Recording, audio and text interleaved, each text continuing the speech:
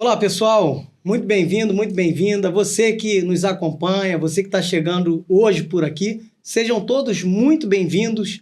Aqui nós não fazemos distinção de pessoas e pessoas. Você de qualquer credo, de qualquer etnia, de qualquer condição social, você que ama as forças militares, você que passou por alguma razão a odiar as forças militares, você que pensa em entrar nas forças militares, você que tem parente nas forças militares, enfim, vocês são todos muito bem-vindos, sobretudo aqueles que amam a justiça, que amam a verdade, que amam o divino, o eterno, que tem em suas mãos todo o poder. É nisso que a gente acredita, por isso que eu falo sempre sobre isso. Hoje é um episódio chocante, um episódio emocionante, onde nós estamos aqui recebendo uma convidada especialíssima. Eu vou logo apresentá-la para vocês, mas eu queria que vocês prestassem atenção no nosso link. Se você quiser adquirir os nossos e-books, Dias de Lutas, Dias de Paz, José, a Saga do Sonhador, ou se você quiser adquirir gratuitamente Marujo Reborn, a Revolta Sem Chibata, né? Um compêndio sobre as questões que envolvem a Marinha do Brasil.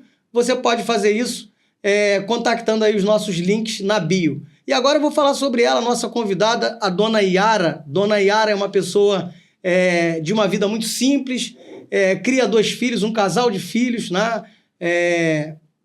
Ela vai estar falando sobre os filhos dela. E o Glauber, o filho homem, né? Criado na comunidade da Vila Vintém, né? Da Vila Vintém. Ele bastante pobre, vive uma vida humilde, mas um QI elevado. Ele resolveu prestar concurso para o Colégio Naval e conseguiu lograr êxito. Passou a época, no ano de 2016, com 15 anos, na 18ª posição, ingressou no Colégio Naval e o sonho, né?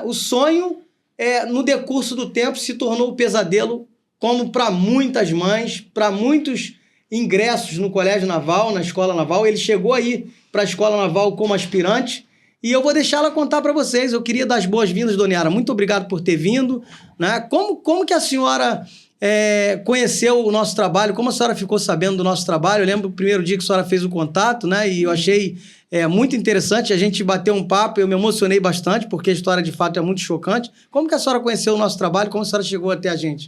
Eu conheci o trabalho... Boa tarde, primeiro. Muito feliz de estar aqui. Graças a Deus consegui chegar, né? Eu conheci o trabalho do senhor com uma amiga, o nome dela é Miriam, ela mora em São Paulo. Uhum. Ela também é mãe de ex-aluno da escola, né, que passou por situações até piores que o meu filho. O nome dele é Rafael, né? E a Miriam me pediu para... Ela sempre me liga, ela pediu para eu entrar em contato, né, com o doutor Adriano.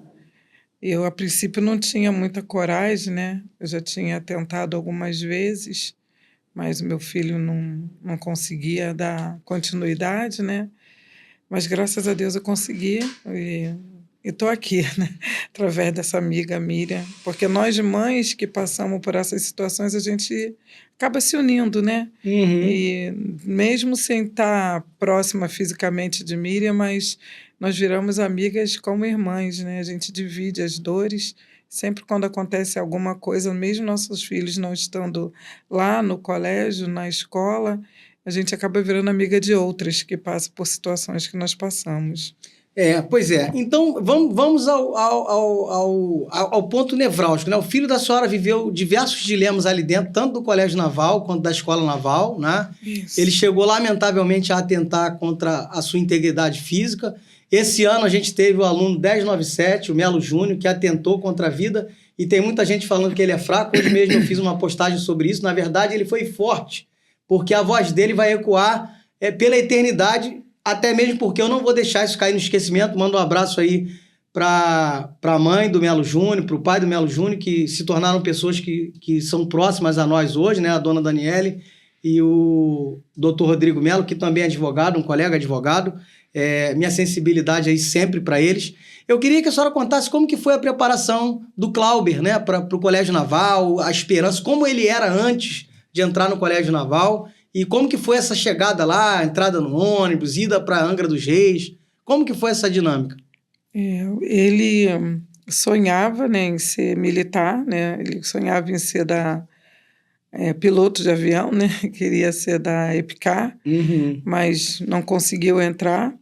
Passou também numa classificação boa, porém os exames psicológicos sempre inventavam alguma coisa, né? A gente entrou com recurso. Por fim, ele falou: não, mãe, eu vou para a Marinha. Né? E nós começamos todo aquele processo novamente, né, de exames médicos, e ele passou, graças a Deus, entrou. Ele tinha 15 anos quando fez a prova, né? E foi bem emocionante, porque nós sonhávamos, né, junto com ele. Eu e a minha filha menor, né, que ele prometeu para a minha menina que todos os dias da vida dele ele ia pegá-la no colo. Porém, quando ele resolveu ir para a escola naval, para o colégio naval, ele, como descumpriu o acordo, né? E ele naquele ônibus, tão menino, né? Aquele rostinho de criança, nós olhando ele assim, ao mesmo tempo com com aquela angústia, naquela alegria também, né? De deixar a mãe e a irmã, mas naquela alegria de realizar o sonho. E uma amiga me levou para passar uns dias na casa de praia, para eu não ficar em casa chorando. E eu não fui no primeiro dia da visita, sabe? Até lá, quem foi o pai dele. E eu fiquei muito angustiada, porque eu acho que se eu tivesse ido, eu ia até pedir para ele voltar. Porque foi a realidade que viram, assim, os meninos com crosta do dente sujo, né? Muito magro. Depois do período da adaptação, ele estava muito magro, na foto que o pai mandou para mim. Mas foi indo, né? A adaptação foi... Ele conseguiu vencer, mas eu achava estranho como mãe, que eu observava que ele não gostava de mostrar as fotos. Ele não curtia aquilo que eu estava curtindo, porque eu nunca vim de vida militar, nós viemos de uma vida muito pobre, né?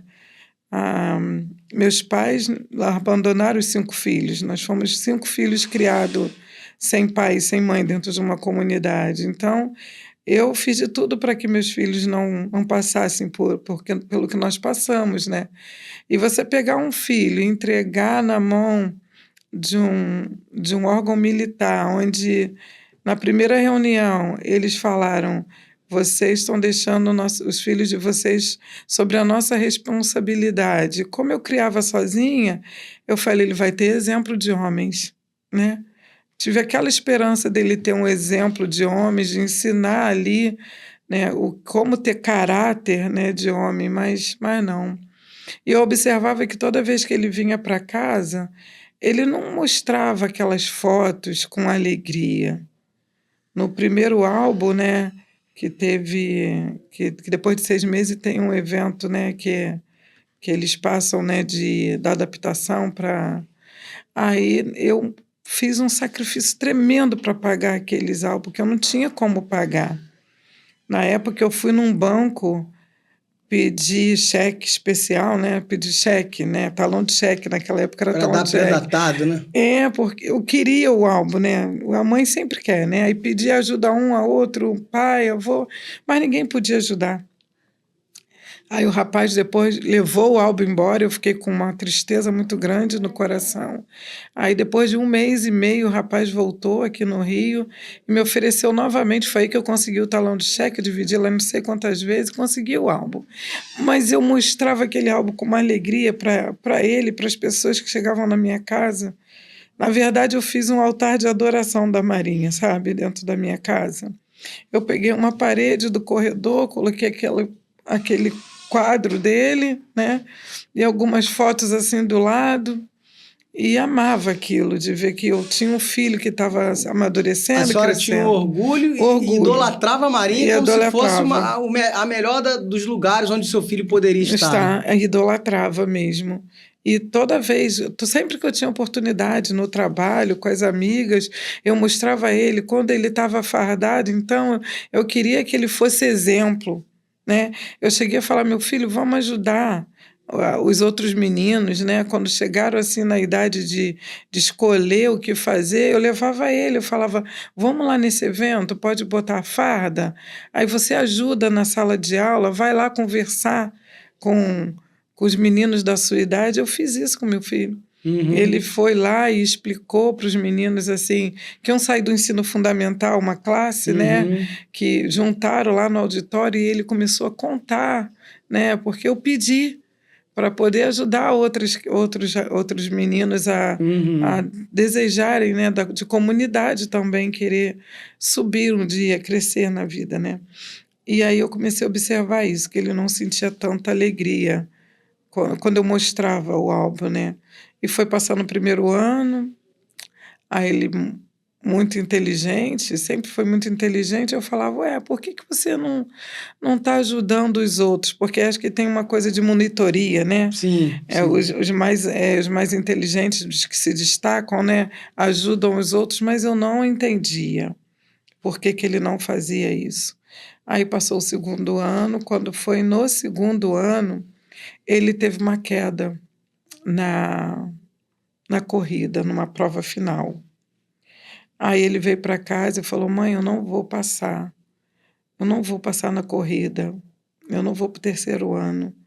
Eu falei, meu filho, vai sim, vamos treinar. Eu e uma amiga, né, ficamos incentivando ele, e de noite eu até obriguei ele, vai lá dar uma corrida por aqui, pela pracinha, amanhã vamos com você. Porque ele veio para casa já naquele ano, 2000, segundo ano, ele entrou em 2016, foi em 2017. Ele voltou para casa já com uma declaração de reprovado, que ele tinha sido reprovado no segundo ano. Aí ligaram para mim... E era por causa do teste físico, não por causa de matéria... Não, ele nunca teve problema com matéria. Foi por causa do teste físico. Como lá ele era bom no judô e bom no xadrez, ele vinha sempre para casa para viagem, né? Para vir aqui no Rio de Janeiro para ter campeonato, né? Para competir. Só que quem ficava com baixo rendimento em TAF perdia essa regalia, não sei como é que era, não sei como é que funciona, só sei que não deixaram mais ele ir para o judô e não deixaram ele mais ir para o xadrez. Ou seja, eram as duas coisas ali dentro que ele tinha prazer de fazer. Tiraram dele essa... Tiraram por causa desse teste de corrida, que ele caiu. Ele caiu. Aí ligaram lá para casa, eu lembro que ligaram e falaram assim, Dona Yara, você tem como trazer o seu filho aqui na segunda-feira? Era uma sexta-noite. Aí eu falei, tenho, por quê? Não, vão dar uma outra oportunidade a ele para fazer outro teste de corrida. Mas ele já estava com boletim de reprovado. Aí eu fui com essa amiga. E a senhora acha que essa nova tentativa era uma realidade ou era uma farsa? Qual foi a leitura que a senhora fez? Eu achei que eles estavam dando inocente, achei que eles estavam dando oportunidade para todos que tiveram nota baixa na corrida, em alguma coisa. Né? Aí fomos cedinho, chegamos lá no colégio, eu fiquei do lado de fora com essa amiga e a minha filha. Não levamos assim lanche, nem dinheiro, nem nada, porque achamos que ele ia até lá fazer essa corrida e voltar para casa. Sim. Né? E ficamos do lado de fora. A gente nem foi bem vestida, fomos de bermuda, né? Aí na verdade, na noite anterior, no domingo que eu pedi para ele correr, ele voltou dessa corrida machucado. Ele torceu o pé. Ele torceu o pé e não queria mais ir. Não queria. Eu falei, meu filho, agora você vai ter que ir. Porque ligaram aqui para casa, a mamãe se comprometeu, né, que você iria. Então, eu me comprometi de te levar. Nós vamos até lá para mostrar. Porque eu levei ele ao médico, né? Levei ele ao médico, ele estava com atestado. Ele correu no sábado, na verdade. Ele se machucou no sábado. Aí, no domingo, eu levei ele lá no Colégio Naval? Não, aqui no Rio. Médico? Né, no Marcílio Dias. Levei ele no Marcílio Dias, ele estava com atestado médico de uma semana, eu acho, porque ele torceu bem o pé mesmo na corrida, lá onde ele foi correr perto da minha casa com o chão ruim, né? Na verdade, eu não tinha muitas condições de comprar tênis bom para corrida, né? Ele sempre foi grandão e não entendia essa coisa de o tênis bom para peso, né? Aí ele se machucou. Conclusão, nós fomos até lá, ele entrou e demorou. Nós vimos ali a corrida dos outros meninos, foi muito triste, porque eles corriam, vomitavam, desmaiavam, a ambulância vinha, levava. Porque eu não entendo essa coisa do tempo, né? Tem que correr durante um percurso. E conclusão, ele entrou e nós passamos o dia inteiro lá. A gente não conseguia falar com ele, ninguém falava com a gente. De vez em quando passava uma pessoa e aí, de repente, ele falava no zap: mãe, aguarda um pouco, eu estou esperando isso, estou esperando aquilo. E assim, passava alguma coisa, às vezes picolé, água. Nós fomos até a cidade, voltamos até que lá para umas 4 horas da tarde mandaram eu entrar. Quando mandaram eu entrar, eu entrei dentro de um gabinete lá, grande, e ele estava de um outro lado, mandaram chamar ele, tinham errado. Me pediram desculpa, que foi erro do boletim que ele tinha passado. Que ele estava aprovado. Ele nem precisava ter ido lá, nem precisava ter passado por essa situação. E ficou a burocracia o dia inteiro, torceu o pé treinando por causa de um suposto erro dele, digamos assim. Foi erro no boletim. Ele tinha nota para passar. Sim. Né? E não precisava aquilo tudo. E a gente foi embora e foi assim. Quando foi em 2000, no terceiro ano, ele já estava traumatizado, mas eu não sabia por quê. Quando ele caiu no segundo ano, que ele teve aquela reprovação, suposta reprovação, né? Que nem ele entendia, ninguém entendia por que ele foi reprovado. Aí eu levei ele para psicóloga em janeiro. Levei para uma psicóloga amiga e ela falou: Yara, ele tem que fazer um tratamento, porque houve uma queda e houve alguma coisa nesse dia da corrida que deu um bloqueio no Clauber. Só que ele não contava, nem para mim, nem para a psicóloga, era pouco tempo para tratar, né? Só tinha um mês de janeiro em casa, e essa minha amiga falou: ele precisa de tratamento. Deixa eu fazer uma pergunta para a senhora. Depois eu vou ler um documento aqui, que é um trabalho de conclusão de curso, que alguém fez há algum tempo já, né? Algumas décadas, mas é como se fosse hoje, é tão atual como se fosse hoje. A senhora naquela época não sabia, mas hoje a senhora sabe que lá dentro tem uma lei da mordaça, que os alunos são obrigados a não falar nada do que acontece lá dentro, eles têm uma lei do silêncio. A senhora sabe disso? Eu fiquei sabendo há pouco tempo agora. Ficou sabendo há pouco tempo. Ele nunca comentou isso com a senhora, nunca. Né? Ele só nunca contou nada. Nunca contou nada. Não conta nada. Pois é, justamente por isso, porque ele estava amordaçado, sofreu as coisas que sofreu lá, que a senhora vai continuar contando, mas não pode contar. Não. É grave isso demais, mas é o que acontece no Colégio Naval, infelizmente, até hoje, né?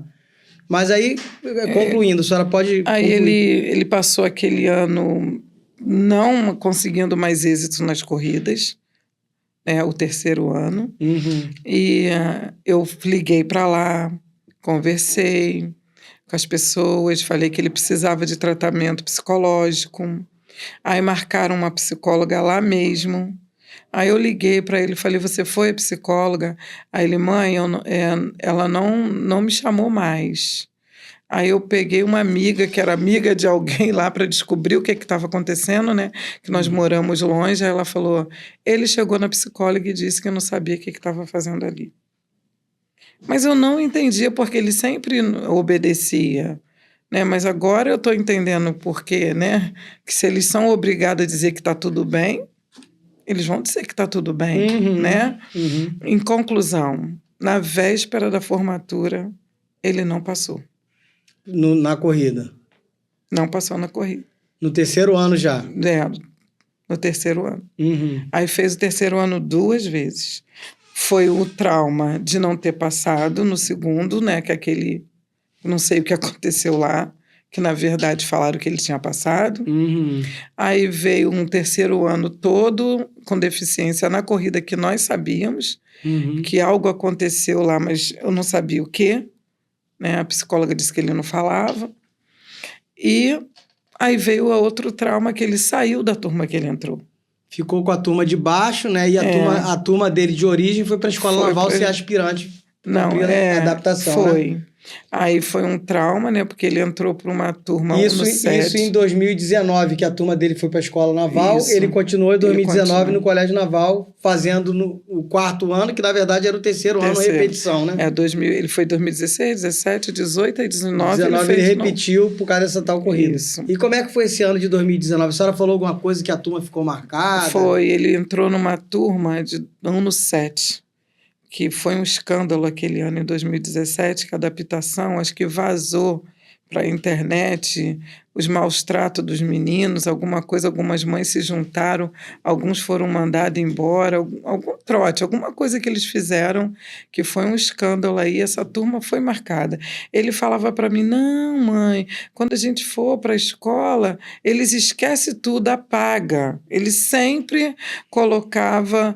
Quando eu tentava ver alguma coisa, investigar, que eu procurava muito, queria saber com as outras mães, que a gente tinha um grupo de mãe, ele falava, mãe, por favor, não bota nada de foto minha.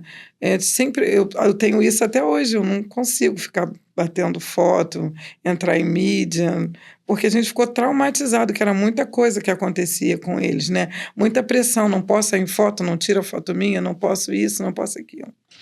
E aí eu fui descobrindo, assim, que nos GTs, né, essas saídas que eles tinham, iam para Paraty, né, ele ficava muito em celular. Eu falava, o que vocês fazem lá? Eu sempre fiquei indagando. Mãe, quando a gente chega lá, tem piscina, tem isso. Eu falei, mas não fica um superior com vocês? Não, mãe, a gente fica só, cada um faz o que quer, mas ele nunca contava o que aconteceu. Ele não podia contar, amordaçado, né? Nunca contava. Até hoje ele deve ter medo de contar, pô. A única coisa que eu soube depois, agora há pouco tempo, é que uma vez eu pressionando ele, né, que ele ia para o celular o tempo todo num jogo, né, ficava num jogo, ele falou assim, mãe, a senhora está me cobrando, mas a senhora não sabe o que os outros faziam. Quando a gente chegava naquele quarto, à noite, quem era de bebida ia para bebida, quem era de outra coisa ia para outras coisas, para não acusar os amigos, né? E eu ficava dentro do quarto, mãe, eu não fazia aquelas coisas que eles faziam na noitada. Então eu ficava dentro do quarto com o meu jogo, né? Aí, conclusão, ele se formou nessa segunda vez, né, no 3º ano. 2019. 2019, né? Ele fez algumas amizades lá, que todos eles saíram.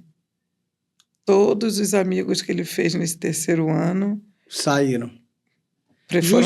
Foram pressionados, tentaram suicídio. Enfrentaram problemas psiquiátricos. A senhora sabe quantos são, mais ou menos? A senhora consegue mensurar? Acho que são uns 5. Então, eu queria fazer um apelo. Você que foi da turma do Clauber, né? Você que de repente...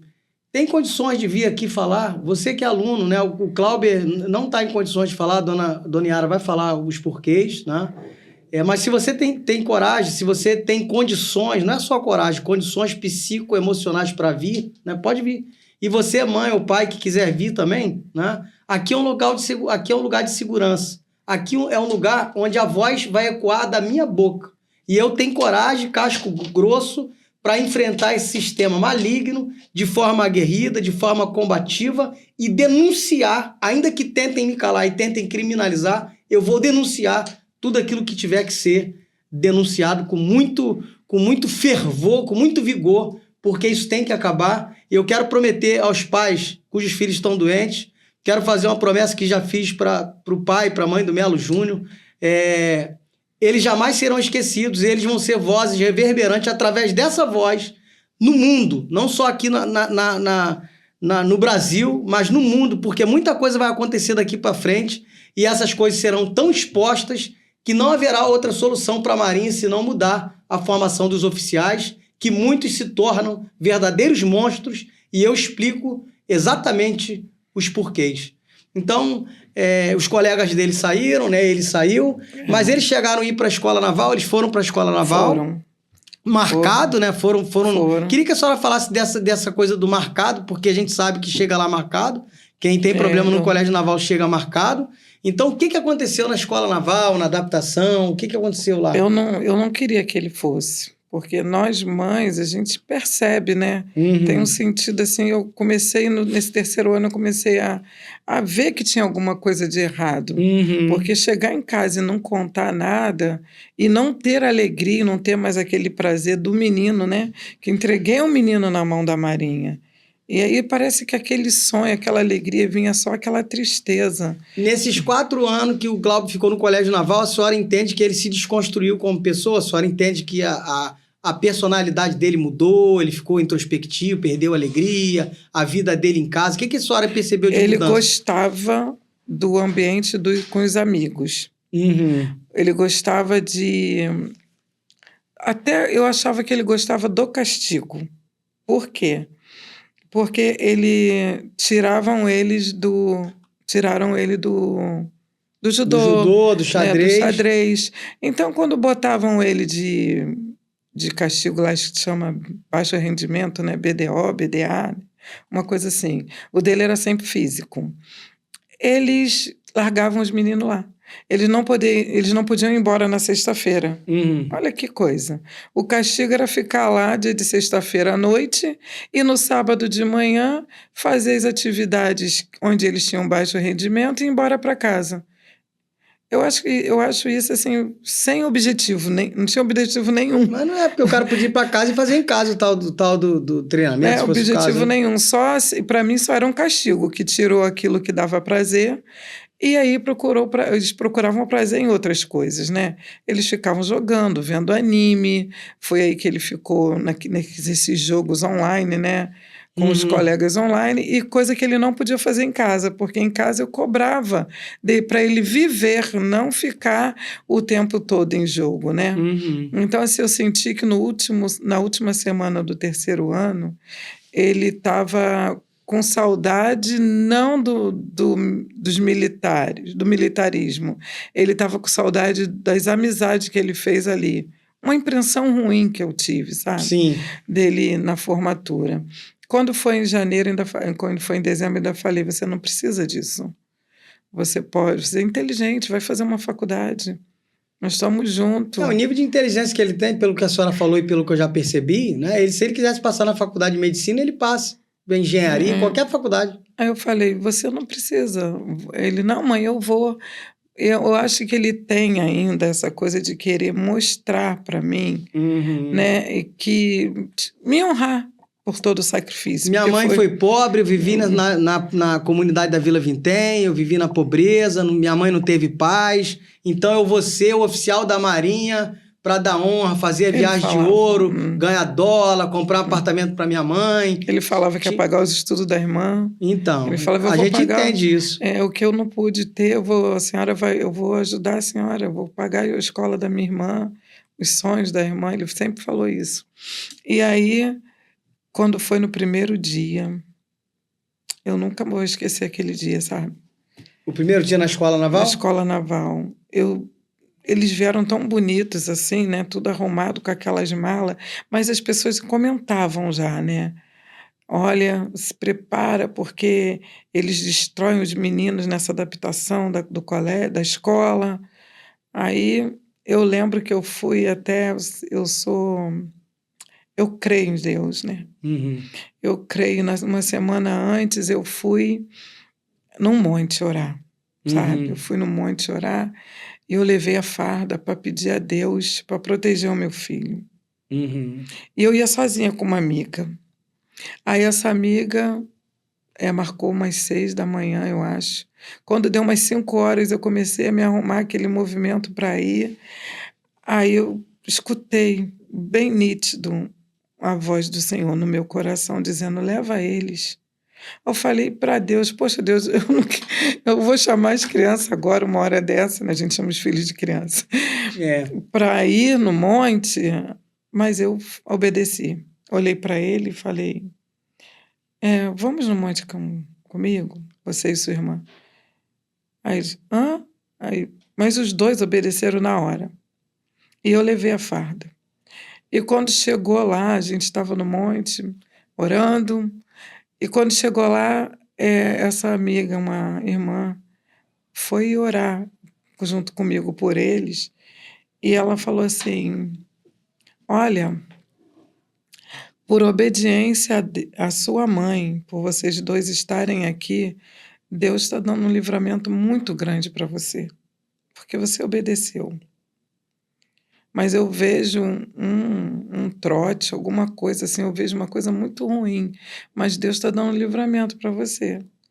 E eu, olha ali, a gente orando, eu não podia imaginar o que ia acontecer. Quer dizer, a pessoa teve ela fez um prognóstico, teve uma premonição, né? Isso. O que, de repente, na religião da senhora é uma revelação, digamos assim. Isso, né? Aí nós fomos para casa. Mas ali, naquele dia, eu lembrei, quando levaram a gente para um auditório e eu vi meu filho passar, me veio aquela imagem da irmã falando aquilo. Eu falei: Deus, protege meu filho e esses outros meninos. Que eu sempre orei por todos, eu nunca pedi a Deus somente pelo meu filho. Sim.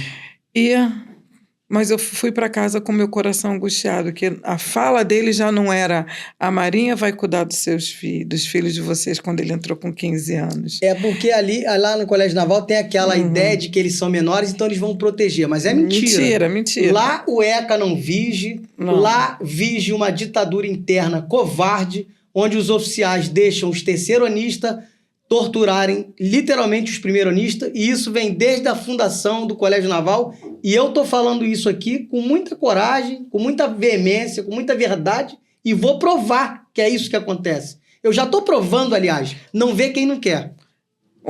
O senhor falou aí agora sobre o terceiranista, me trouxe a memória.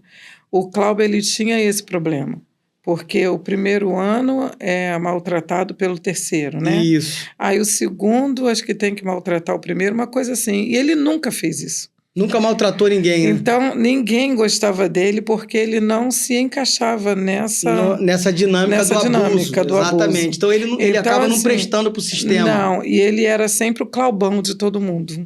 Ele era o Claubão do primeiro ano, do segundo ano, do terceiro ano, porque era com quem eles poderiam contar. Acho que eles vinham, quem estava entrando, via que tinha alguém no terceiro ano que eles poderiam contar. Então, o Cláudio não era bem visto. Até porque os amigos dele queriam ser como ele, mas eram obrigados a não ser. Né?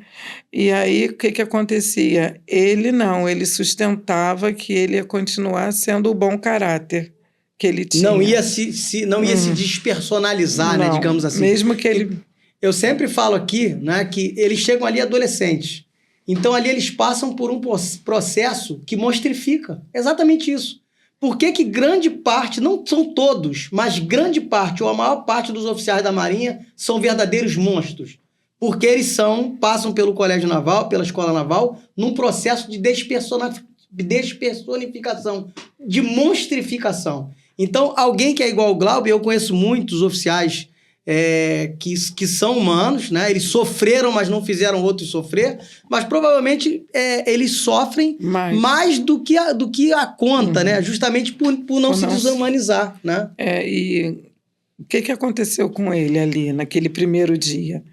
Como ele já veio de uma turma marcada, ele veio mais marcado ainda. Era cristão, era o Claubão, o amigo de todo mundo, o fora da curva, né? E aí pegaram ele para puxar a educação física nesse primeiro momento. Quantos pais Escola Naval? Quantos pais estavam ali com eles com aquela conversa bonita, né? Filhos de vocês agora são homens, vão sair daqui, isso e aquilo. Eles já estavam crucificando os meninos ali do outro lado.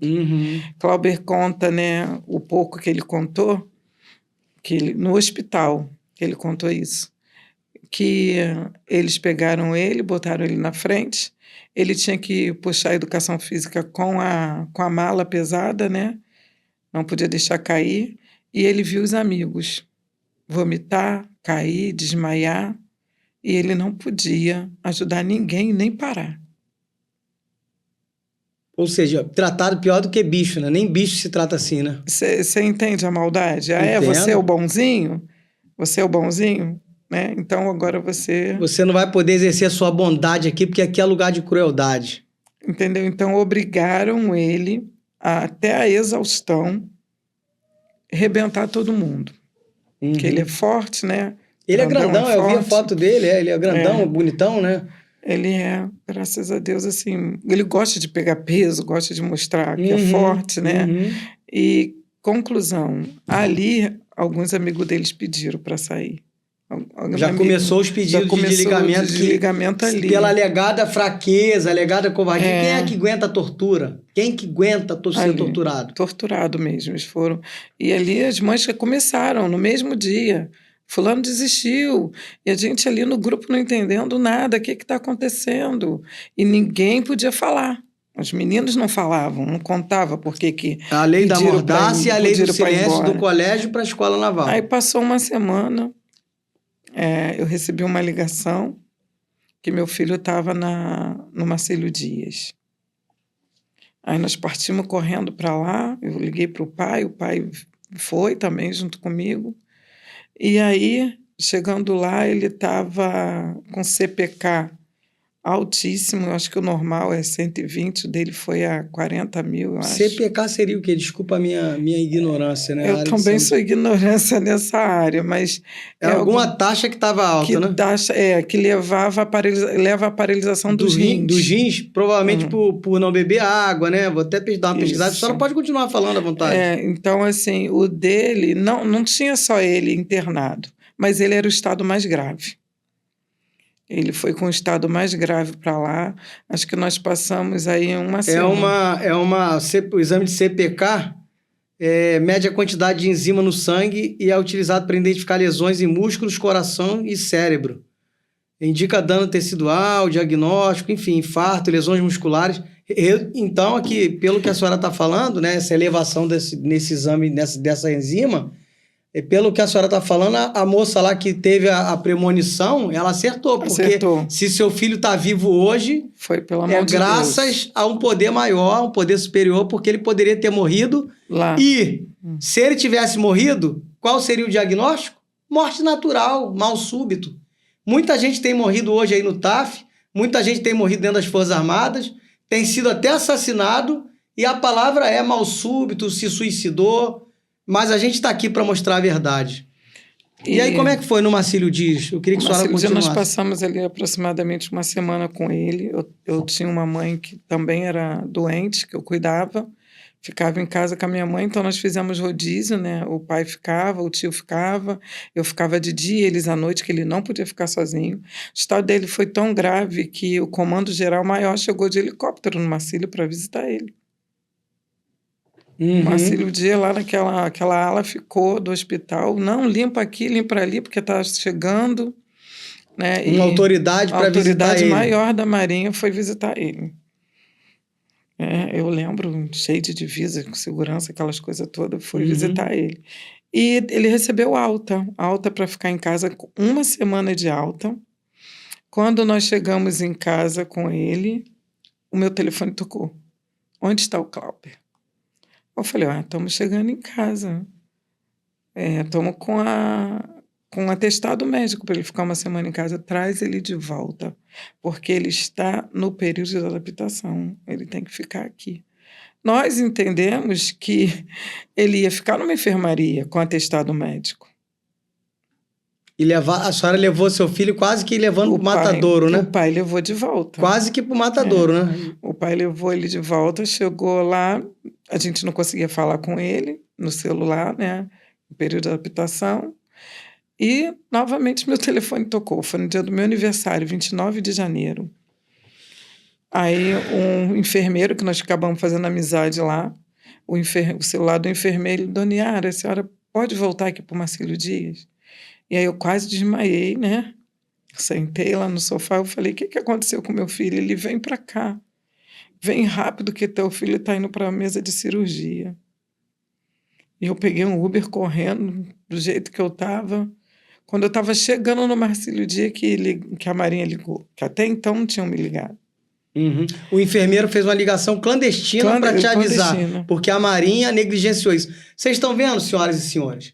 Eu quero dizer para o comandante da Marinha, Almirante Olsen, para os almirantes, para o almirantado, vocês vão me perseguir, vocês podem me matar, porque a minha voz vai ecoar mundo afora porque o que eu já trouxe aqui de fatos, de evidências, são suficientes para o Estado brasileiro tomar providências, tomar medidas e entrar nessas instituições, Colégio Naval, Escola de Aprendiz de Marinheiro, onde toda sorte de atrocidades estão acontecendo. Eu não estou brincando e vou dizer para os senhores, me perseguir é a pior decisão que vocês estão tomando, porque eu sou um ser humano incapaz de se acovardar e de parar a despeito de qualquer coisa, a despeito de tudo e de todos. Essa mãe está aqui emocionada, falando para o Brasil verdades absolutas e incontestes, que vocês sabem são verdades, mas vocês tentam de toda forma perverter o juízo, a justiça, o direito e a verdade. Vocês não vão me calar e essa estrutura macabra, essa estrutura maligna, essa estrutura perversa da ambiência naval vai mudar.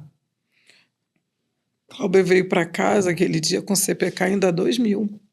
Ele não podia voltar para os Naquele primeiro momento que ele foi para casa, ele teria que ficar de repouso e recuperação. Como levaram ele para as atividades de novo, ou seja, quase levaram ele à morte. Ele não morreu por um milagre mesmo. Ele estava fraco, porque ele estava internado, só tomando líquido, era água o tempo todo, soro. Nós tínhamos que ficar lá, ele não podia ficar sozinho. Tinha que ter um responsável lá, mesmo com os enfermeiros o tempo todo com água. E aí ele caiu. Caiu, acho que 5 e pouca da manhã, devia estar muito fraco, né? E quebrou a clavícula. Então essa seria a cirurgia que o enfermeiro informalmente falou, né? Ele caiu, mas como ele quebrou a clavícula, ele podia ter quebrado a cabeça. Podia ter tido um traumatismo craniano e sucumbido, né? E aí já foram 5 ou 6 horas de cirurgia, não lembro. Eu cheguei, já tinham levado ele. Eu fiquei do lado de fora, né? Esperando a cirurgia.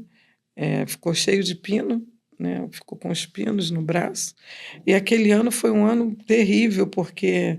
Isso foi 2020, no caso, né? Foi o ano que nós ficamos em casa, né? Por causa da Covid-19. Sim. Levaram ele depois da cirurgia, não deixaram ele vir para casa. Ele foi de volta para a escola, ficou na enfermaria, pegou Covid dentro da enfermaria. Aí mandaram ele para casa com Covid, eu com comorbidade, minha mãe com comorbidade, a irmã pequena, né? E ele com Covid dentro de casa. Mas a gente conseguiu isolar ele da minha mãe, graças a Deus.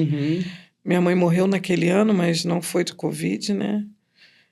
Aquele ano foi um ano muito difícil, que a gente já tinha perdido uma sobrinha com 34 anos, que morreu praticamente na nossa casa e deixou um bebê.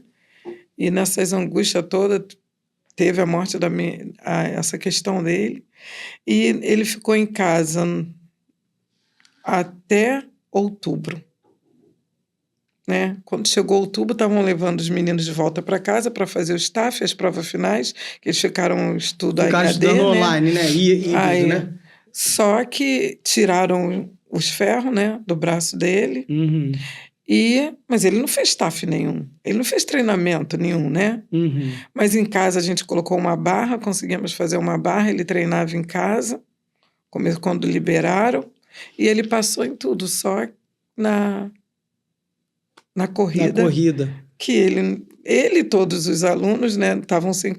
Mas ele menos ainda por causa dos ferros no braço. Ombro, né? Que não podia E até correr. As questões psicológicas, eu acho que envolveram também, porque ele traumatizou já desde o colégio com as questões de corrida, né? Eu acho que, de alguma forma, pode ter afetado o psicológico dele. Já estava bem, né? Mais as questões em casa que nós passávamos também. Conclusão, quando ele não passou na corrida, ele ia ter que ficar reprovado. Aliás, ia ter que ser... No primeiro ano da escola, você não pode reprovar, né? Ele ia ser eliminado da Marinha, né? Aí chamaram ele lá, que não, eles não chamam mais os pais, né? E ele chegou em casa dizendo, mãe, eu tive que assinar para me fazer o primeiro ano novamente. Eu falei, como assim? Isso era dezembro. Não, eu tive que assinar porque eu não passei no teste de corrida... E vai ser como se anulassem o meu primeiro ano. E eu vou fazer o primeiro ano de novo. Eu, leiga, não entendia nada. Falei, tudo bem, meu filho, é isso? Não, mãe, ano que vem já estou melhor do ombro, vou estar melhor fisicamente. E não falava nada, nada. Nada dos sofrimentos, das Nada do agonias que ali estava dentro. acontecendo, mas ali dentro estavam destruindo ele, né? Matando aos poucos, já né? ficou longe da primeira turma, agora vai ficar longe da segunda turma que entrou, agora vai entrar numa terceira, no 8, né? Aí tudo bem, mas foi. Aí o ano iniciou. Aí em 2021 ele fez novamente o primeiro ano. Ele repetiu o primeiro ano da Escola Naval em 2000. Não, eles não dizem que repetiu. Eles dizem que aquele ano, devido à licença médica, ele não conseguiu. Entendi. Mas quando iniciou o ano, eu fui informada que isso é ilegal. Eles não podiam fazer isso. Ele estava de licença médica até as provas finais de TAF, né? Sim. Ele teria o direito de 2 meses, que era janeiro e fevereiro, se recuperar e fazer essa prova em fevereiro. E não repetiu o ano inteiro. E não repetiu o ano todo. Então, foi mais uma covardia que fizeram. Mais uma ilegalidade. Né? Mais uma ilegalidade. E aí continuou a perseguição. Porque o objetivo dele era pegar aqueles meninos todos e perseguir eles até eles não aguentarem mais. E aí ele já estava com o psicológico muito abalado e foi indo o ano todo naquele sofrimento, mas ele não contava nada. Eu percebia já no finalzinho, assim, lá para o meio de julho, ele chegava até a porta na hora de ir embora, ele ficava paralisado na porta. Eu olhava para ele, que ele é bem mais alto, eu falava: o que é, meu filho? E ele como se não quisesse sair de casa para ir para a Escola Naval, né? Parecia que meu filho estava indo mesmo para a morte. Sim. E eu olhava para ele assim, chorando, já falava: Cláudio, fala para mim o que está acontecendo. Ele: não, mãe, vai passar. Ele estava sofrendo calado, querendo proteger a senhora. E ali desestruturado em casa, ele mais calado, porque quase não vinha para casa, né? E mais calado até que uma quarta-feira à noite. Uma quarta-feira à noite, eu estava sozinha. Aí meu telefone tocou, era uma mulher, que eu não sei quem é até hoje. Ela: Yara, cadê o Cláudio? E uma quarta-feira à noite, uma mulher pergunta: cadê o Cláudio? E ele era para estar onde? Na Escola Naval? Na escola. Aí eu falei: quem está falando? Meu filho está na escola. Mas eu já fui ele desfalecendo, sentando. E ela: eu sou a mãe do fulano, eu não lembro. Sou a mãe do fulano. Eles estão tudo nervosos, querendo saber onde é que seu filho está, onde é que ele está. Eu falei: eu não sei o que aconteceu com meu filho. Ela: você não sabe? Eu falei: por favor, o que aconteceu com meu filho? Aí ela: meu filho está falando aqui que teu filho tentou suicídio por volta de 9 horas da manhã e levaram ele e ninguém sabe onde ele está todo mundo procurando ele, ninguém sabe onde ele está. E ali meu mundo caiu. E ele tinha tentado suicídio dentro da Escola Naval? Dentro da escola. E a senhora sabe a forma, como é que foi? Como ele tentou? Ele estava pela psiquiatria. Já estava fazendo tratamento Já estava fazendo... na UISM? Não, ele ia, mas ele não me falava, ele só falava assim: mãe, eu estou no psicólogo. Mas eu não sabia que ele tomava medicação.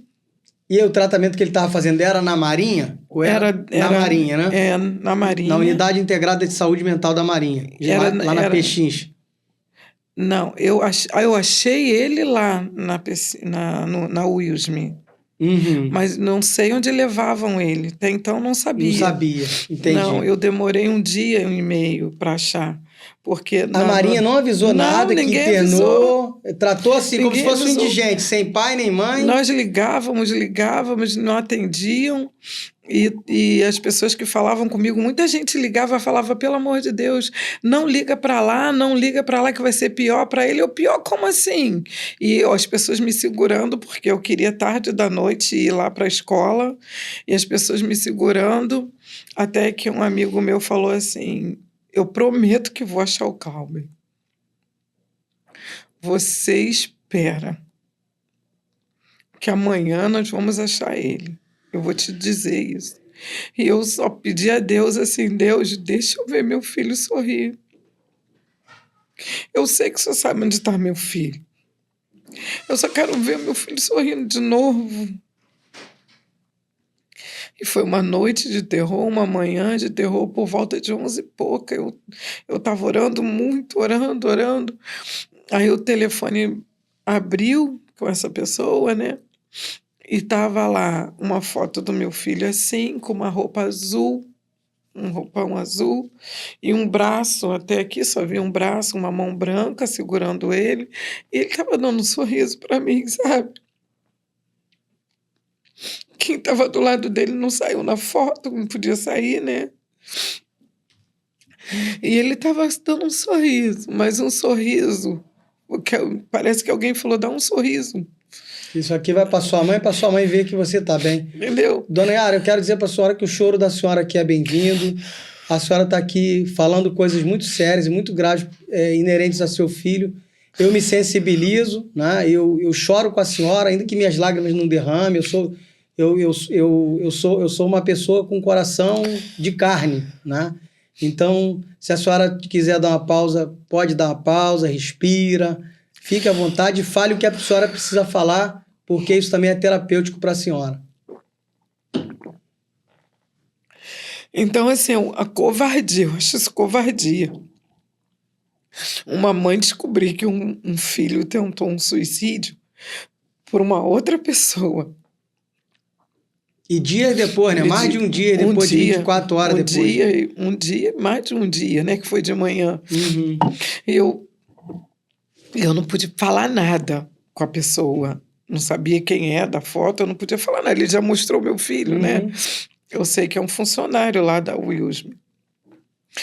É um militar de lá, mas ele trabalha lá. Depois eu descobri até quem é, depois de um tempo. Mas naquele dia eu não sabia. Eu não ia para lugar nenhum, só me orientaram assim, fica tranquila, porque nós vamos te dar todo o passo a passo de onde está o Cláudio, o que está acontecendo. E não me deixaram desestruturada aparecer lá, porque até eu nem sabia onde era o UIUSM. Eu não sabia onde era, só falaram, ele está bem cuidado, tem essa pessoa que está do lado dele. Aí eu me informando. E eu ia informando para o pai. Aí o pai, que é Uber, né, saiu quando falaram assim, ele tem uma viatura que vem buscar ele tal hora. Aí o pai saiu e foi. Né, mas não deixaram ele levar, botaram ele na ambulância e levaram para a escola, e o pai atrás. Aí... Eles não deram licença médica de novo, não saiu da internação direto para o ambiente da Eles dizem que não teve internação. Eles dizem que não teve internação? Não teve internação. Eu mandei pegar o prontuário, tudo dele. Não consta isso lá? Não consta internação. Caramba, eu vou pedir o prontuário dele, vou pedir o prontuário dele. Aí o pai trouxe. Não consta que ele ficou lá internado, ou seja, foi internação clandestina. Vocês estão vendo, senhoras e senhores, por que eu ajo da forma que eu ajo? Porque eu conheço o sistema. Eu conheço o sistema. Ele não veio com um laudo de que tentou suicídio. Ele chegou para mim, eu falei, não acredito que você tentou se matar. Primeiro que ele veio extremamente dopado para casa. Né? O pai me entregou ele veio rindo assim, não sei se o doutor já viu uma pessoa drogada. Ele chegou lá em casa numa sexta-feira à noite com o pai deixou ele ali no portão e deu tchau, e eu tô olhando aquele menino enorme, muito magro, com aquelas olheiras, né? Muito, assim, extremamente estranho, batendo pelas portas, e eu não consigo segurar ele, né? Todo grogue. Aí, isso foi numa sexta, eu confesso que do jeito que ele estava, eu vistorei o corpo dele todo. Sim. Todo, eu levei ele para o banheiro, eu esfreguei o meu filho, que eu sou mulata, mas ele é claro, né? E eu olhei, porque nós lá em casa temos esse problema de quando tira sangue, a gente fica com marca roxa. Né? Não tinha marca roxa, hematoma. E a senhora não falou como que ele tentou dar cabo de si? Eu vou contar. A senhora vai chegar lá ainda. Eu só peguei a farda, né? Uma farda dele, e a farda tinha manchas de sangue desse lado direito. mancha de sangue desse lado, na cintura, como se tivesse passado a mão, sangue, e na calça. Que a senhora falou para mim que tem essa roupa até hoje do jeito que tá, né? Do jeito que tá, eu guardei. Aí eu perguntava para ele, que sangue é esse? Ele ria, ficava rindo, assim, grogue, sabe? Tava fora de si. Fora que não comia, nessa noite ele não comeu. E eu, tentando buscar, olhei toda a parte do corpo dele, eu falei, será que violentaram, agrediram? Mas não tinha hematoma nele. Aí eu tinha que aparecer. E não tinha corte, não tinha nada. A senhora não sabe de onde aquele sangue saiu. Não sabia. No segundo dia, no domingo, que ele saiu do banheiro, que a cabeça não parava de doer.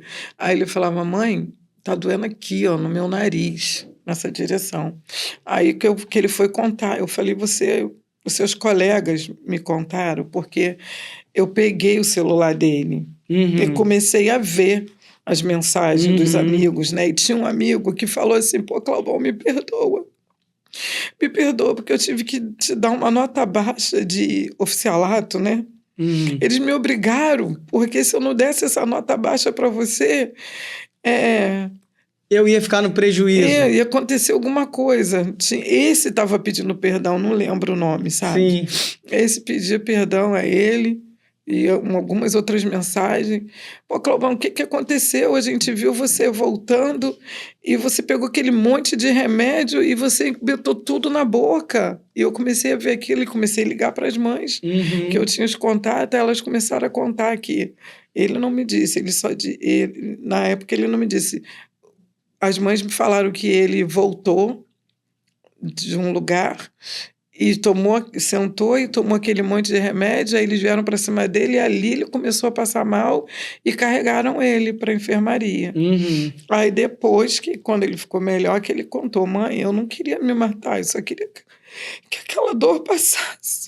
Augusto Cury vai dizer, né, um dos maiores escritores e psiquiatra do nosso Brasil, ele diz que quem tenta o suicídio, quem tenta atentar contra si, não quer se matar, não quer matar a vida, quer matar a dor.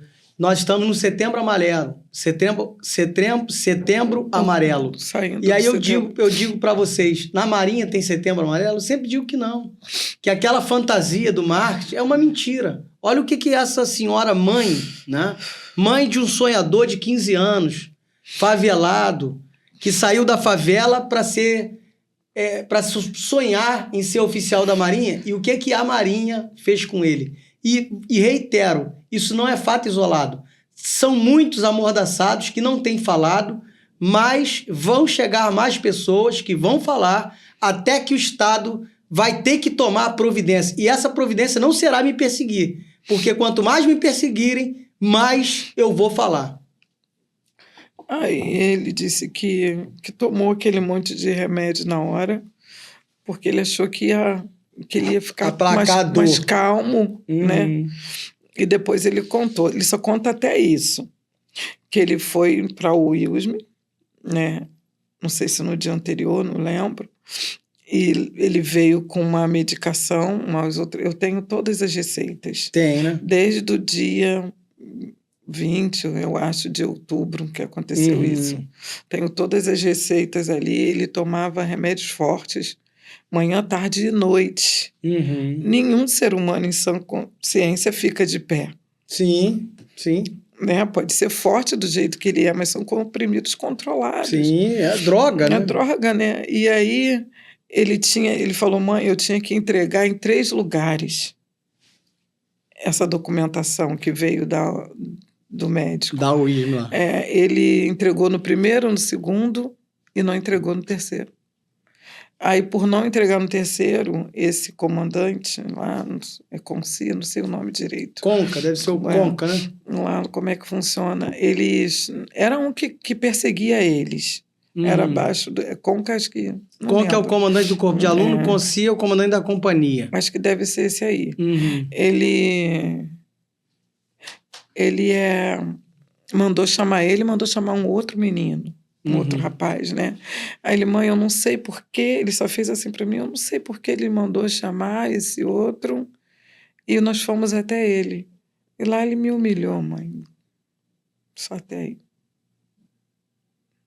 As humilhações a senhora não sabe quais são os detalhes, o que ele disse. Só aí que eu sei. Mas naquela segunda-feira, que ele tinha aqui sozinho, eu nunca tinha visto aquilo na minha vida, sabe, doutor? Uhum. Um homem daquele tamanho se tremia, meu filho se tremia, a boca torcia, o olho esbugalhava, que ele tem um olhar, e ele fazia assim, pegou um sofazinho que era da minha mãe e ficou ali se tremendo. Eu falei, filho, o que é isso? Você precisa ir. Você precisa. Que é porque tinha que ir para a escola. Tinha que ir para a escola na segunda. Uma coisa que eu falo sobre a psiquiatria, por que meus clientes olhavam para o psiquiatra civil? Porque os psiquiatras de dentro, não poucos, a maioria, se tornam insensíveis, ferem o juramento de Hipócrates, justamente por causa do sistema, e acontece isso aí. Colocam como se a pessoa tivesse se negando a cumprir o seu dever, quando na verdade ele está adoecido. Esse que vos fala, teve no seu prontuário lançado por uma médica, que estava ali, eu estava exatamente como ele. Quando falava em ir para o quartel, eu entrava nesse nível de estresse, de tremedeira, de um monte de coisa, e tomava um monte de comprimidos, cheguei a tomar 9 comprimidos dias, e alguém botar lá no seu prontuário e depois você vê, está simulando doença, né? Eu tive um confronto com ela, talvez a gente se encontre outras vezes, eu não tenho mágoa, não tenho ressentimento, mas o que eu vou cobrar é que a coisa seja feita do jeito certo. E aí ele conseguiu ir? Como é que concluiu? Não, ele não levantava, e eu falei, eu vou com você. Uhum. Ele, a senhora não vai poder entrar. Eu falei, eu vou entrar. Uhum. E eu cheguei e enfrentei a escola naval durante 3 dias. Eu entrava e saía de dentro daquela escola com meu filho. Eu entrava, eu falava, eu vou entrar com ele, meu filho, eu não vou deixar vocês matar meu filho. Eu não vou. Eu entrava junto com ele.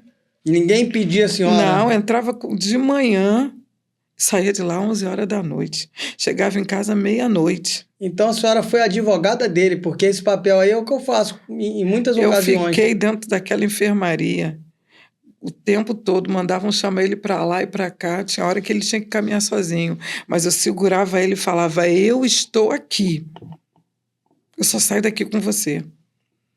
Aí o enfermeiro lá do dia falou assim, ele tomou a medicação, aí a gente tentou, porque eu falei assim, que sangue é esse aqui na farda do meu filho? Me explica, foi o senhor que estava aí, né, no dia. Aí ele falava assim, não, é que a gente tentou botar coisa para fazer... A medicação, né? Furar a veia e tal. Mentira, porque se ele tivesse segurado ele com força, ele, é claro, e a senhora não sabe ia ficar roxa. Nem do sangue. Até hoje a senhora não sabe de onde saiu? O sapato dele era pedaço assim, porque o sapato não foi para casa. Depois ele veio com o sapato com as placas de sangue. Ele subiu para se arrumar, veio todo torto, né? Que a farda veio toda torta, veio todo torto. E o sapato, o que é isso? As placas de sangue assim, só naquele pé. Então até foi hoje, do pé, o sangue teve sangue? Não, deve ter vindo do rosto. Do nariz, né? Pode ter sangrado o nariz. Porque, né, no que fizeram com ele, não sei se... Mas se deram um soco, foi muito bem dado, né? Porque 2 dias depois ele foi para casa e ele não estava com hematoma no rosto. Entendi. Não sei se foi alguma coisa na cabeça, se rebentou alguma coisa na cabeça dele. Na cabeça, não sei. Eu tirei ficado externo, não complicado. Sei. E como assim dizer que o sangue da roupa foi daqui, se tinha placa de sangue? Não, veia que faz um furo para fazer uma injeção no seu nome. E ele ia ficar roxo. Quanto mais com pessoas segurando ele, ele ia ficar. E aí eles botavam a gente dentro da viatura. O Cláudio falava assim comigo, mãe, eu nunca entrei numa ambulância dessa nova. Porque eu estava junto, né? Uhum. Quando a pessoa está junto, mãe de muda. aluno. Exatamente. Aí eu fiquei de guardinha dele e de um outro menino, que tinha um outro menino que estava sem a mãe. Também naquele estado, eu fiquei junto com eles e almoçamos lá dentro da UISM, levavam a gente para almoçar os 3 dias, até eles darem o laudo que ele poderia ficar em casa, acho que alguns meses. Uhum. Né? Eu só saí de lá com meu filho com atestado médico para ficar em casa. Eu entrava e saía, não, amanhã tem que fazer isso, não, meu filho não vai dormir aqui não. Então vou ficar aqui. Aí eles me davam ele, a gente... Se ele ficar, eu fico com ele. Poxa, a senhora, tá de parabéns. Nota 1000 para a senhora. Eu acho que 2 pessoas ajudaram seu filho a não morrer. Deus e a senhora. A senhora foi um instrumento de Deus para que ele não morresse, porque a situação é sinistra. Mas a covardia continuou, porque quando ele voltou da licença, botaram ele num alojamento. Lá não é alojamento, lá é camarote, né? Sozinho. Ele não podia ir para a sala de aula. A licença dele era só do TAF. Mas mesmo assim não deixaram ele assistir às aulas. Eles não deixavam ele assistir a aula. Ele ficava sozinho dentro daquele camarote. Marginalizaram ele. Ele não entrava em contato comigo, acabou com a minha vida, com a vida da minha filha, porque a gente não conseguia, né? Porque a minha mãe ainda estava lá. Minha mãe ainda estava viva e nós ficávamos às 3 angustiadas, porque ele quase não falava com a gente. E o medo e outros meninos, naquela mesma época, em outubro, cortaram o pulso, outro tentou pular, acho que do 4º andar, colegas deles, e a gente ali naquele desespero, porque a qualquer hora poderia vir uma notícia do Cláudio. Sim. E aquilo angustiando até que ele falou: mãe, estão falando para mim assinar um documento para me pedir baixa, que se eu não pedir agora, eu não vou poder ser militar nunca mais. E como um menino, um rapaz, né, medicado com medicações fortes, eles oprimem. Coagem a assinar um documento, né? E eu, como mãe, com medo de perder o meu filho, que eu não estava lá nesse período, que tinha acabado a licença, eu falei: vem embora para casa. Eu falei: eu não vou dar força para o meu filho enfrentar sozinho a Marinha. Eu falei: assina, meu filho, vem embora para casa. Aí ele assinou o desligamento? E veio embora para casa, sem direito a nada. Sem direito a tratamento de saúde, todo sequelado, todo... E aí foi gasto em cima de gasto, doutor. Eu tinha que continuar o tratamento. Na época era R$150 cada consulta no psicólogo. Na época eram tipo uns R$350, agora não lembro. Não consigo calcular. E tirei empréstimos para cuidar dele, porque não tinha mais. Ele não tinha plano de saúde. E pelos médicos comuns a gente não consegue tratamento na hora, e medicação daqui, e psicólogo dali, e luta, e o menino preso dentro do quarto, se prendia dentro de banheiro, eu tinha que chamar o tio correndo, o tio vinha, arrombava as portas lá de casa. As portas lá de casa são arrombadas porque eles se trancavam. E a senhora tinha medo dele atentar contra si, né? Muito medo. E quando a gente conseguia tirar ele corria pela rua descalço, de short, e desaparecia, sabe? E a gente ficava lá horas chorando, pedindo a Deus para ele voltar. E a gente mora próximo à Avenida Brasil, né? E eu ficava lá andando, muitas vezes a minha filha ia para tudo quanto é lado. A gente andava para tudo quanto é lado, tentando achar ele nas pracinhas, que ele tinha uma árvore, tem uma árvore ainda que ele e a irmã sempre tiravam foto sentado nessa árvore. A gente ia para lá e chegava em casa, ele não estava. Depois de horas ele aparecia, às vezes ele pegava Brasil, ia andando, voltava com o pé sangrando. Foi muito sofrimento, sabe? Muito sofrimento, foi uma luta para fazer ele voltar a estudar. O desligamento dele se deu em 2022. Março de 2022. Março de 2022, né? Que ele foi praticamente obrigado, coagido a desligar. E quando ele saiu nesse processo sequelado, ficou aí as dúvidas, né? Como cuidar, o que vai fazer. O que você vai fazer com um rapaz de 22 anos? Sem sonho nenhum. Com a vida toda destruída. Que entrou na Marinha com 15 anos cheio de sonhos, saiu com 22, doente, adoecido, completamente adoecido, sem nenhum tipo de amparo. É a Marinha que cuida do pessoal, que tá no slogan do Pavone. É a sua Marinha, Almirante Pavone, que cuida do pessoal. Essa Marinha da fantasia, do mundo encantado de Bob, que o senhor leva os coaches aí para fazer viagem em navio, né? Navio veleiro. A verdade está vindo à tona. Essa Marinha de mentira dos senhores, ela vai ser descortinada e a verdade vai vir à tona. A verdade é isso aqui. E não é caso isolado. Por que a gente tem poucos casos até agora? Digamos poucos, né?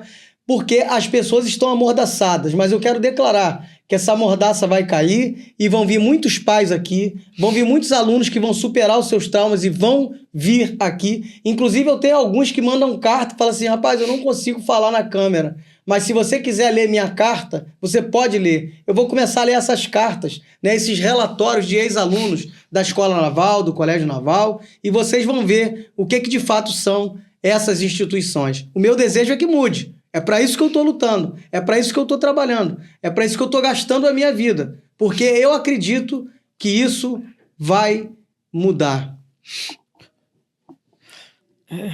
Hoje foi muito difícil estar aqui. Eu imagino, né? Isso mexe com as emoções da senhora num nível muito, muito complexo, né? Eu respeitei a senhora no sentido da senhora ter a sua faculdade, a sua decisão de vir, né? Tanto como o pai do Melo Júnior. Eu falei, cara, no seu tempo. Mas eu acredito que esse choro da senhora aqui, isso é terapêutico, né? A senhora pôr para fora o que está preso dentro da senhora, e talvez um dia o Cláudio esteja aqui também, e isso vai ser bom para ele. Ele falou assim para mim, quando eu fui pro quarto, me joguei na cama, falei, filho, tá difícil para mim. Aí ele veio, colocou a mão na minha mão e falou assim, mãe, pensa o seguinte, você não tá fazendo isso por mim, só. Você não tá fazendo isso por outros. É isso aí. É isso aí. Entende? Não é só o Cláudio já passou da Marinha, né? Já saiu de lá. Mas tem outros meninos lá. Tem outras mães, outros pais, outras avós, outras irmãzinhas, que minha filha falava assim, poxa, mãe, a Maria já ficou 5 dias com Cabe, ela chamava ele de Cabe, e eu só fico 1, ela ficava contando errado. Nós abrimos mão do filho, do irmão que prometeu segurar ela no colo a vida toda. Nós abrimos mão, sabe? Nós ficamos sozinhas. Eu me mudei. Eu tive que comprar uma casa, ficar com um salário reduzido. Nós não tínhamos nem o que comer, sabe? Perdemos tudo, porque eu tive que sair lá da comunidade, porque ele queria ser militar, como ele ia entrar com farda. E foi anos de sacrifício, sabe? Para depois acontecer uma coisa dessa, era sonho. E hoje eu entendo, às vezes, porque às vezes ele dá uma crise. Ele deve ver os amigos, né, na viagem de ouro, nos sonhos que ele tinha de ver Hamilton. Eu falava para ele que um dia eu ia me aposentar, ia estar viajando com ele. A gente tinha planos. Mas eu acredito que meu filho vai se levantar, sabe? Porque, por mais que tenham massacrado ele, o caráter dele, a essência divina ainda está dentro dele. Ficou intacta, né? Eu queria mandar um recado para ele. Ô, Cláudio, a primeira vez que eu tive contato com sua mãe, eu senti um misto de tristeza, né? de indignação e um misto de esperança. Por quê? Porque eu consegui enxergar, né, que você poderia ter sucumbido, poderia já não estar mais entre nós e você está. Então tem um ditado que diz que enquanto há vida, há esperança. Eu quero dizer para você, Glauber, do fundo do meu coração, como uma voz profética, dizer para você que Deus vai restituir a sua saúde, Deus vai restituir os seus sonhos, os seus projetos. E isso que você está passando, essa fase, é só um processo de forja. Durante muito tempo, durante alguns anos da minha vida, eu perguntava por que eu estou passando por isso? Por que eu estou vivendo isso? Por que, Deus, que eu estou em depressão? Por que eu estou sofrendo todas essas perseguições? E hoje eu consigo entender porque eu cheguei aqui. E hoje eu estou tendo a oportunidade de falar com muita autoridade, com muita veemência, com muita coragem, com muita galhardia, investido não apenas de uma autoridade que vem de um diploma, porque isso é o de menos, o diploma some, perde, mas de uma autoridade que vem de uma força sobrenatural. E debaixo dessa força que eu quero dizer para você, meu irmão, você vai vencer, você vai conseguir ajudar sua mãe vai ser ajudada por ela mesma, pela força que ela tem, porque ela talvez não tenha nem sequer dado conta da dimensão, da magnitude da força que ela tem, do discernimento que ela teve. Os detalhes de coisas que ela está falando aqui, eu não sabia, né? A gente bateu um papo que durou aí 1 hora, mas eu não tinha consciência de toda essa complexidade.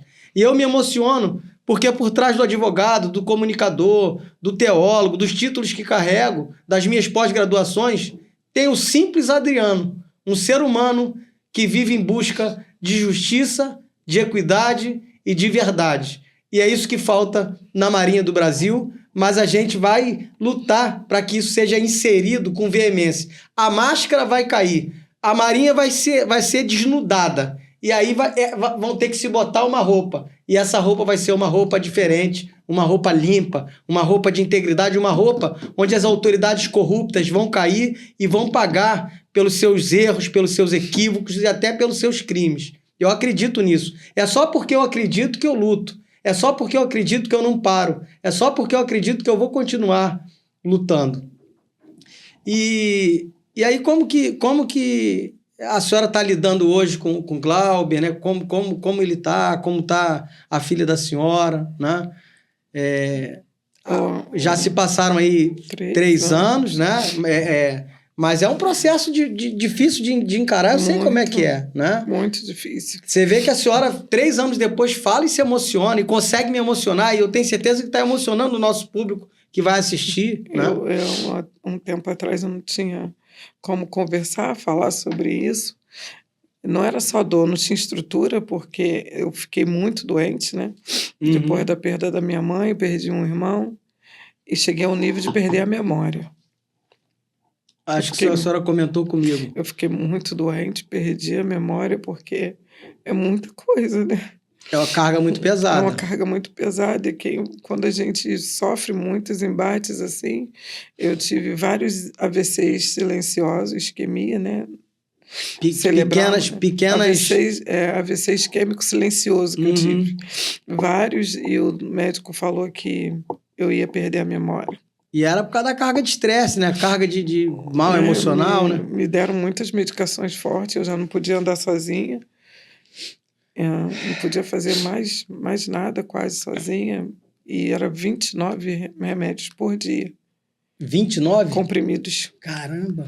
E era muito gasto. Me endividei tremendamente em todos os cartões que eu poderia ter. Né? Nós ficamos 4 meses dentro de casa, nós 3. O mês de outubro está fazendo 1 ano agora. O mês de outubro do ano passado ficou nós 3 doentes dentro de casa, porque eu estava muito medicada. E o Glauber, desde que saiu, começou a dar várias coisas nele, né? Ele teve hipotireoidismo, né? A glicose subiu, por causa da depressão, só comia. E a gente sem condições de ter comer alimentação mais saudável, né? Como que tem, né? A gente tem que comprar medicações, ele nunca pedia nada, não pede nada até hoje. E você vê o filho cheio de sonho, inteligente, crescer, né? E tá assim, e a menina ali no meio disso tudo.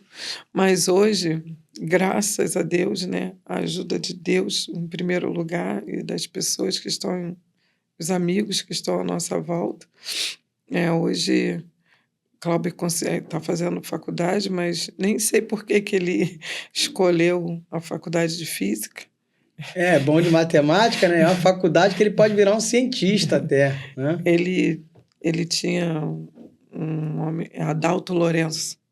Sim, era um pesquisador. Morreu ano passado, né? Sim, exatamente. Era ele que uma das psicólogas que atendia ele. Eu agradeço muito a Deus pela Moema, né?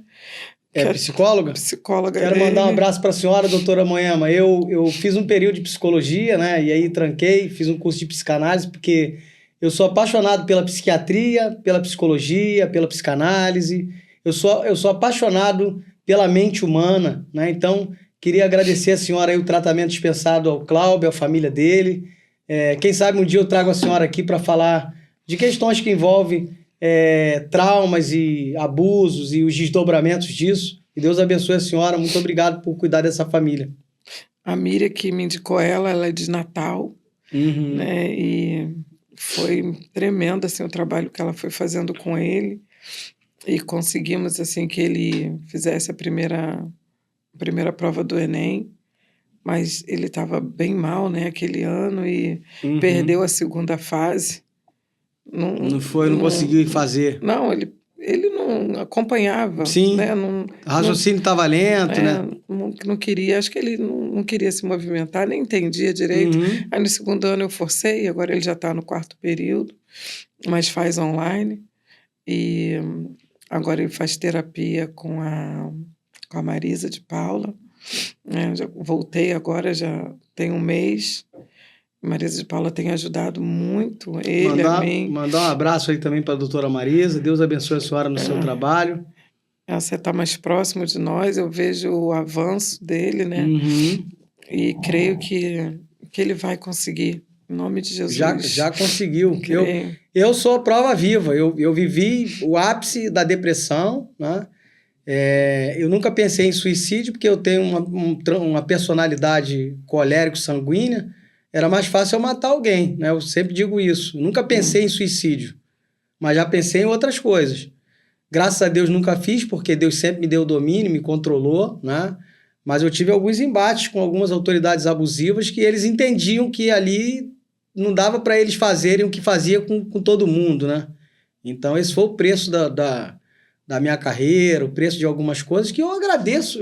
Eu vou dizer para a senhora uma coisa com muita tranquilidade, né? Lá na frente a senhora vai ver que tudo isso que a senhora viveu, todo esse dilema tinha uma razão, não foi por acaso, né?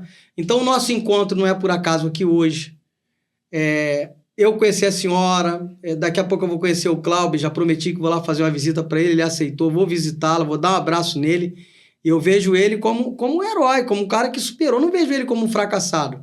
Então a nossa mente, ela nos trai, né? A nossa mente diz coisas pra gente que não traduz a realidade. Durante algum tempo, eu fui traído pela minha mente. Só que quando a maturidade vai chegando e você adquire uma espiritualidade tão saudável, você consegue uma aproximação de Deus a despeito dos templos e das religiões, né? Quando você consegue entender o poder do transcendente, daquele que é o Criador dos céus e da terra e de tudo que há nele, né? Ou nela, enfim, a gente consegue usar os mecanismos que se tem no mundo natural em nosso favor e usar da espiritualidade para a gente prosseguir avançando. Então eu vejo avanço para a senhora, para a menina que eu esqueci o nome dela. Maria Vitória. Maria Vitória, que fez 15 anos.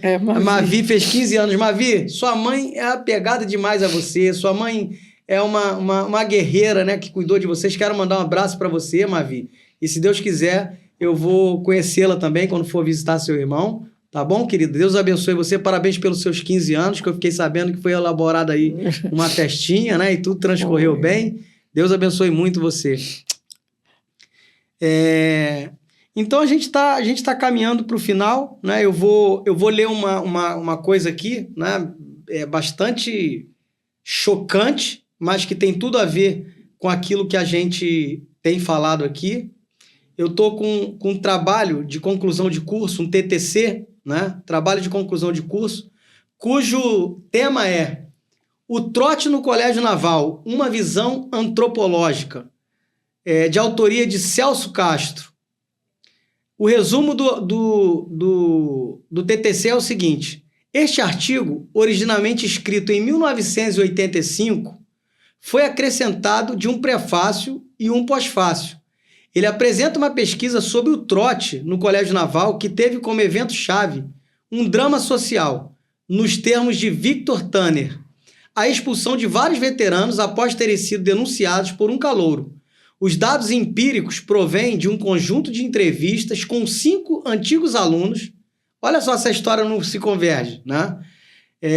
Da mesma turma. A hipótese principal é de que o trote é um rito de passagem que focaliza o aprendizado da hierarquia para a vida militar. Ou seja, na verdade, eles distorcem, né, a hierarquia e disciplina com tortura, e aí forma-se monstros. Então, tem um relato aqui, né, de alguém que fala assim, logo que a gente entra lá, eu lembro bem, que é na época dos trotes e tudo.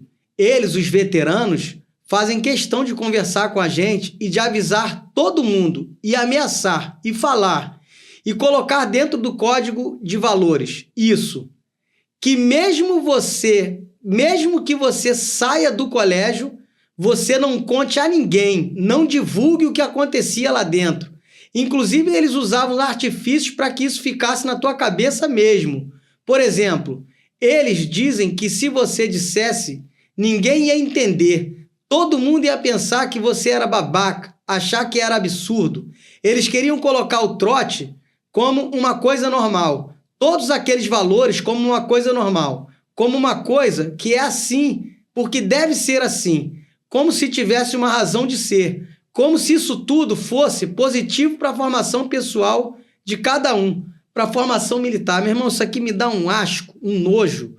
É de uma desumanidade. É de umas condutas tão reprováveis, tão repugnantes, que eu não tenho nem como mensurar, né? Aí fala aqui a chegada de um outro... Isso aqui, o pesquisador, né, que fez o TTC, ele entrevistou 5 alunos e eles não têm os nomes aqui divulgados. Na década de 80, né, 85 para 25, dá 20 anos, 30 anos, 40 anos, eu sou ruim de conta pra caramba. 85, 95, vou contar no dedo que eu sou ruim de matemática. 85, 95, 2005, 2025, 30 anos. Né? 2015, 2020, 40 anos. Ou seja, eu sou de 75 e tenho 50, é isso mesmo. 40 anos, me perdoa, gente. Tem que dar desconto, né? Não tem como a gente ser bom em tudo. Eu sou ruim de matemática, 40 anos e nada mudou. 40 anos. Isso veio assim, tá dizendo aqui que o Colégio Naval foi fundado em 51, na idade que minha mãe nasceu, mas parece que foi em 49. Eu não sei se é 49 ou 51. 49 nasceu meu pai, 51 nasceu minha mãe. Aí, quando eles chegaram lá, que viram a banda de música, né, ele diz assim, olha lá, cara, a banda tá tocando, pô, nós estamos importantes. Na hora que cheguei, eu vi aquele pessoal todo bonitinho, de cabelinho cortado, de branco, banda de música. Eu imaginei, eu vou ficar igual a eles, legal. Para entrar no Colégio Naval, os novos alunos precisam passar pela tolda, um pequeno corredor que leva ao pátio interno. Dessa forma, eles cruzam a fronteira entre duas reuniões morais distintas, duas regiões morais distintas. Aí ele diz aqui, o ex-aluno falando, nós entramos, passamos pela tolda, aí começou aquele negócio de colocar a camisa para dentro, barriga para dentro, espalmar a mão. Os veteranos começaram, todo mundo formado, fila por 3, não pode falar, não pode usar pulseira, começaram a tirar a pulseira, que algum tivesse, ou então cordão cheio de palhaçada e com maior energia. Aquilo já chocou o pessoal, os calouros. Ou seja, não é como se faz, não é... tem que tirar a pulseira, tem que tirar. Mas é a forma degradante, humilhante, torturante, inaceitável, inadmissível, como as coisas são feitas. E aí tem toda uma dinâmica aqui, né? Eu vou ler esse último trechinho aqui. Os veteranos faziam uma sacanagem que é o seguinte. Eles pegavam um dos meus colegas e mandavam fazer gracinha. Imitar a Gretchen, por exemplo, dançando e rebolando. O calouro perguntava, pô, Gretchen, cara? Aí o veterano gritando, o que, cara? Cara, você tá louco? Cara, tá pensando que tá na sua casa? Você tem que falar, Senhor, será que o Senhor não se equivocou? E, aliás, você nunca nem pondere uma ordem minha. Aí o cara imitava a Gretchen, o pessoal já estava avisado que não podia rir, só que eu ria. Um dia que eu ri, por causa dessas gracinhas, o cara falou, paga 10 flexões. Aí eu paguei. O cara falava, beijo solo da pátria amada. Sabe o que é isso aqui, gente? Isso aqui a gente está falando... vem aquela galera da bitolagem, a galera da mente fechada, da mente escravizada, e fala assim, estão sendo treinados para a guerra. Isso aqui é mentira. Treinado para a guerra é ilusão. Os garotos estão no ensino médio sendo treinados para ser oficiais. Só que não se treinam oficiais. O que se treina é um adolescente para ser um monstro. E é por isso que a Marinha está cheia de monstros. E eu afirmo, a Marinha está cheia de monstro, a Marinha está cheia de monstro, e a Marinha está cheia de monstro. Eu vi esses monstros durante 16 anos no meu tempo de ativa, vejo esses monstros hoje na minha atuação enquanto advogado e ouço desses monstros nas pessoas que atendo, enquanto jornalista que sou, que mandam as notícias para mim, enquanto advogado quando atendo meus clientes, e eu como agente de justiça, como alguém que defende a justiça, o direito, a verdade e o juízo, Eu preciso falar isso. Eu preciso trazer isso à baila. Eu, como comunicador, sabendo de coisas como essa, eu não posso me calar em face disso. Então, eu queria que a senhora fizesse, dona Yara, eu agradeço demais a sua presença aqui, sua coragem, sua fibra moral. Agradeço a Deus pela sua vida, por ter o seu filho consigo, poder chegar em casa hoje e abraçá-lo, beijá-lo, porque muitas mães não tiveram a mesma sorte que a senhora, digamos assim. A mãe do cadete Lapoente, quero mandar um abraço para a senhora, dona Carmen. A mãe do cadete Lapoente perdeu seu filho na AMAN, na Academia Militar das Agulhas Negras, no mesmo modus operandi. Foi chutado, teve seus órgãos internos lacerados, suas costas marcadas e sucumbiu. E outros tantos, né? O Melo Júnior, que esse ano atentou contra si e deixou diversos vídeos, o grito, né, que ele pôde dar da forma que deu, chamando o Colégio Naval de aquele maldito lugar. Então, eu queria que a senhora fizesse aí as suas considerações finais e depois que a senhora fizer essas considerações finais, a gente vai encerrar o nosso episódio de hoje. Quero agradecer ao doutor, né, por me dar essa oportunidade de estar aqui, que está sendo terapêutico, né, poder falar de algo tão dolorido, dizer que mesmo em meio a toda a dor, todo esse sofrimento, eu só tenho que agradecer a Deus. Eu só tenho que agradecer a Deus porque Deus existe. Eu sei que outras mães perderam seus filhos, mas tudo tem um propósito, um limite, e essa é a nossa hora, de em meio às dores das perdas, que algumas que perderam os filhos eu chorei junto, ainda choro, mas que não pode ficar desse jeito. Isso aí. Que a gente venha se unir como mães, pais, avós, que esses pais, pai e avô, não olhem para os nossos filhos como fracos. Eles não são fracos, pelo contrário. Como se eles não tivessem que nascer para isso. O Cláudio foi mais forte do que muita gente, entendeu? Porque aguentar o que ele aguentou, tu tá doido. Fraco é quem vira um monstro lá dentro e fica fazendo covardia com o outro. Eu costumo dizer que covarde não é aquele que bate, né? Eles falam que vocês são covarde, né? E a covardia, perdão, que eles chamam de covarde. Meu filho e outros filhos que passaram por lá, que suportaram isso, e calados, eles são muito mais fortes do que eles pensam. Eles não são fracos. Eles não são, porque eles estão vivos, eles se estruturaram. E aqueles que se foram, que partiram, eles também não são fracos, porque eles passaram até o limite, ultrapassaram o limite deles, entende? Uhum. Então, nossos filhos, quando vão para lá, eles são inocentes. Exatamente. Na mão de covardes, de bandidos. Exatamente. Eu demorei. Eu olhava para aquele nome que eu já esqueci, daquele superior que humilhou tanto meu filho, uhum, e humilhava outros. E eu cheguei a desejar a morte dele. Eu demorei, mas eu consegui perdoar. Graças a Deus, isso é bom. Sabe, eu consegui perdoar porque ele não sabe o que está fazendo com nossos meninos. E a conta chega. Eu costumo dizer que a lei da semeadura, ela não falha. Não precisa ninguém fazer mal para ninguém, não. A própria conspiração do mundo ele vai colher a colheita. E que eles alcancem a misericórdia de Deus, sabe? Uhum. Porque mesmo que a misericórdia do Senhor, ela se renova a cada manhã, nós temos que alcançá-la. De alguma maneira, alguma coisa eles precisam semear. Amém. Então, eu que agradeço a senhora, fico lisonjeado por a senhora ter vindo, a coragem, a fibra moral, né? Enfim, na sua simplicidade, deu o recado que precisava ser dado. Eu quero encerrar lendo um salmo de Davi, o salmo de número 25, que diz assim: A ti, Senhor, eleva a minha alma. Em ti confio, ó meu Deus.